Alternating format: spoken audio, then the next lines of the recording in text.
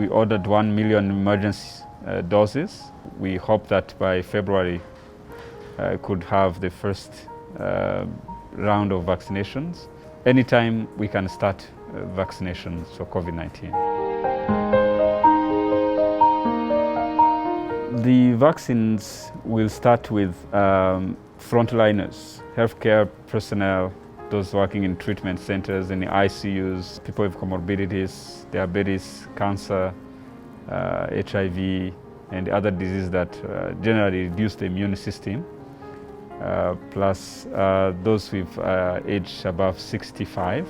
Also considering to include other groups because of vulnerability, like inmates in prisons, in refugee camps, and those in the front line, like personnel, security personnel on enforcement that are also exposed in a way or another. So will be like normal vaccines, you'll be 2 injections on the action site. Is very well known. And there are two injections with 3 weeks apart. Most of these vaccines requires a very complex transport mechanisms. Like the ones that we expect to receive first requires minus 70 degrees Celsius as a storage condition. We bought 5 extra freezers that can go up to minus 80 degrees.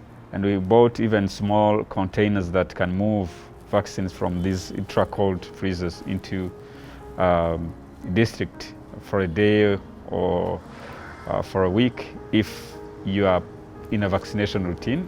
Whenever the vaccines hits the ground, they arrived in the country, at the airport, we start immediately.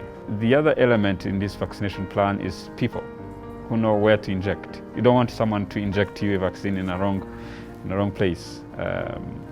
So we had very experienced staff up to the health center level. So they received the refreshers, they know how to prepare vaccines. So we don't have issues at that level.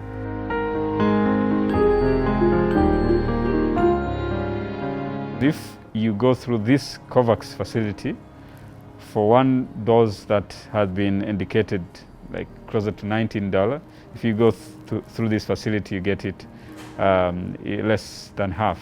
We are intending to get 20% of our vaccines through COVAX, 20% of our total population in Rwanda. Through the same framework, we are also asking for emergency doses. That is how we get to this 1 million vaccines from Pfizer. And we are also looking into other vaccine manufacturers who are into COVAX and others that will probably be joining, but this is the major framework. To reach 60% of the total population vaccinated, we require $124 million. It's a 2-year plan to reach 60% of total population of Rwanda. Is close to 8 million people. Starting from those at risk, those who are likely to die from COVID. The more people we vaccinate, the more business are reopened, the more safer communities will be.